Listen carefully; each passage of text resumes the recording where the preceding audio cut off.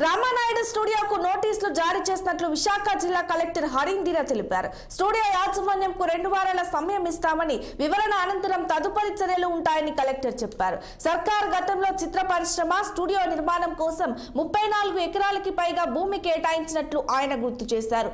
అయితే సినీ అవసరాలకు ఇచ్చిన భూముల్లో లేఅవుట్లు చేయడంతో ఈ నోటీసులు ఇచ్చినట్లు హరీందీరా వెల్లడించారు. సుమారు 15.17 ఎకరాల భూమిని హౌసింగ్ లేఅవుట్ కోసం మార్పు చేయడం నిబంధనలకు విరుద్ధమన్నారు. ఇక ఇదే అంశంపై విశాఖ రామానాయుడు స్టూడియో నుంచి మా ప్రతినిధి కీర్తి కన్నబాబు మరింత సమాచారం అందిస్తారు. విశాఖలో చిత్ర పరిశ్రమల కోసం ఏర్పాటు చేసినటువంటి రామానాయుడు స్టూడియోకు గత ప్రభుత్వంలో సుమారుగా 34 ఎకరాల పైచిలుకును అయితే అప్పటి ప్రభుత్వం చాలా తక్కువ అమౌంట్కి, అంటే ఎకరానికి సుమారుగా 5 లక్షల రూపాయల చొప్పున ఇక్కడ కేటాయించినట్లుగా మనకైతే తెలుస్తున్నటువంటి సమాచారం. అయితే అప్పటి ప్రభుత్వంలో తీసుకున్నటువంటి నిబంధనలకు విరుద్ధంగా ఇప్పుడున్నటువంటి ఈ 34 ఎకరాల్లో పూర్తి స్థాయిలో కూడా సినీ పరిశ్రమకు సంబంధించినటువంటి సెట్టింగ్స్ కానీ లేదా కన్స్ట్రక్షన్ కానీ జరగాల్సి ఉంది.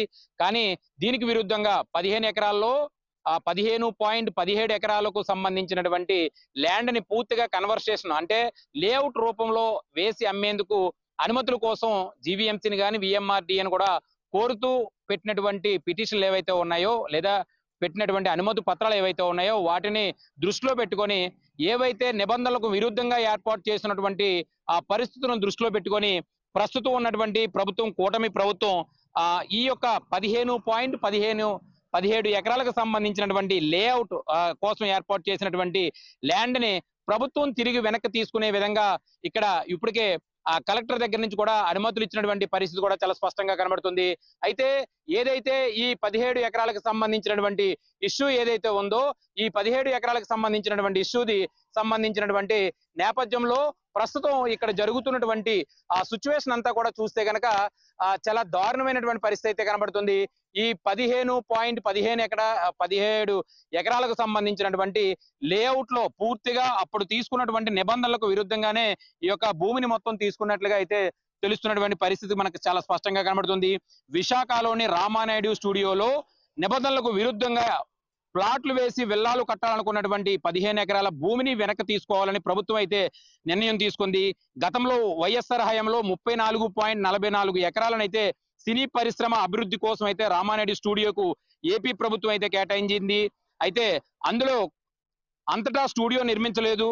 నిబంధనల ప్రకారం ఇతర అవసరాలకైతే ఈ భూమిని ఉపయోగించకూడదు, వినియోగిస్తే కనుక ప్రభుత్వం స్వాధీనం చేసుకోవచ్చు అనేటువంటి నిబంధనలు కూడా పెట్టినట్లుగా తెలుస్తుంది.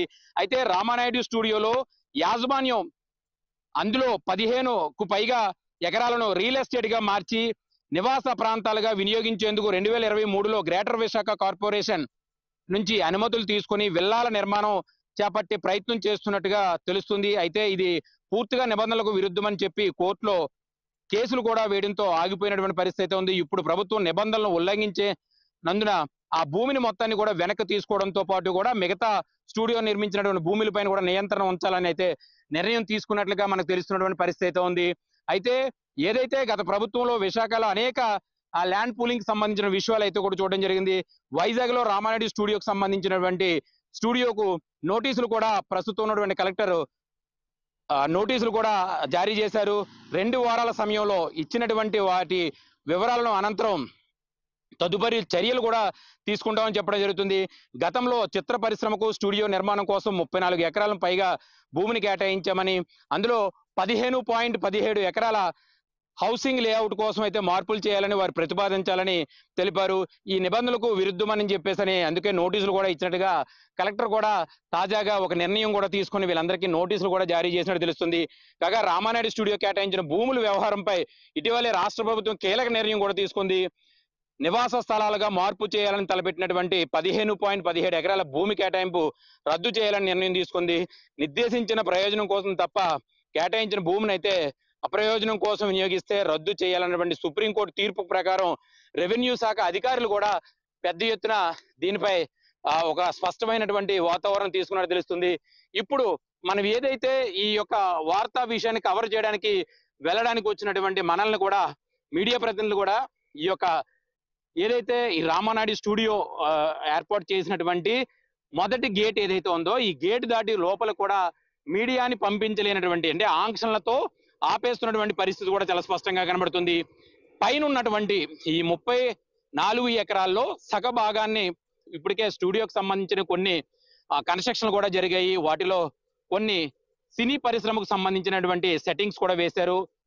కొన్ని నిబంధనలను విరుద్ధంగా కూడా మరో 15 ఎకరాలు ఇప్పుడు మనం చూస్తున్నటువంటి ఇటువైపు కొండ ఏదైతే ఉందో ఈ కొండ మీదే సుమారుగా ఈ 15.17 ఎకరాలకు సంబంధించినటువంటి లేఅవుట్ వేయడానికి స్థలాన్ని అంతా కూడా పూర్తి స్థాయిలో సదును చేసి రెడీ పెట్టి ఉంచారు. దీనికి అనుమతులు కోరుతూ కూడా ఇటు జీవీఎంసీని కానీ విఎంఆర్డీని కూడా అడిగినట్లుగా కొంత సమాచారం అయితే అందుతుంది. దీనికి సంబంధించి రాష్ట్ర ప్రభుత్వం ఈ 15.17 ఎకరాల భూమిని వెనక తీసుకునేందుకు అన్ని రకాల ఏర్పాట్లు అయితే కసరత్తు చేస్తుంది.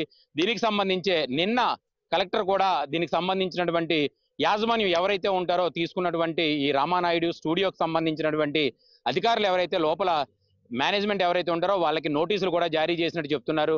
కానీ ఈ రోజు ఇక్కడ కవర్ చేయడానికి వచ్చినటువంటి మీడియా ప్రతినిధులపై అనేక ఆంక్షలు పెట్టి దురుసు ప్రవర్తన కూడా చేసినటువంటి పరిస్థితి కూడా కనబడుతుంది. అంటే మాట్లాడే విధానంలో మీడియాకి ఎటువంటి అనుమతి లేదు, లోపలికి వచ్చి తీయొద్దు అంటూ కూడా కొద్దిగా దురుసుగా మాట్లాడుతున్నటువంటి పరిస్థితి కూడా చాలా స్పష్టంగా కనబడుతుంది.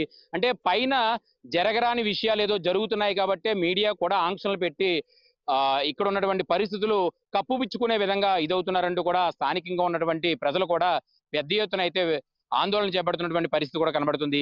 ఏది ఏమైనప్పటికీ కూడా 34 ఎకరాల భూమిని దేనికైతే కేటాయించారో ఆటల కోసం మాత్రం వినియోగించాలి తప్పితే వేల అవసరాల కోసం లేదా మరే ఇతర అవసరాల కోసం అయితే వాడకూడదంటూ కూడా ప్రభుత్వం అయితే నిర్ణయం తీసుకున్నటువంటి పరిస్థితి కనబడుతుంది.